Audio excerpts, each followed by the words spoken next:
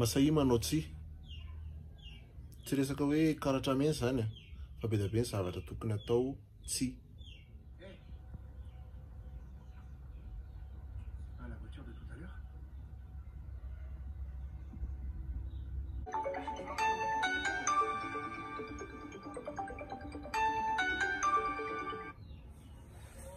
Deona ty? Deona fandehany? Tsy dia misy inona ka. Hoaiza?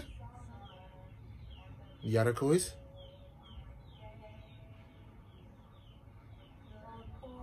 Dia miodikodina fotsiny ve? Tena tsy afaka lesy aho, tena mbola bôsy be mihitsy aho ato.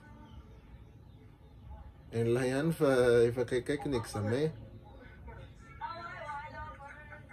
Voakay ary, voakay, sûr.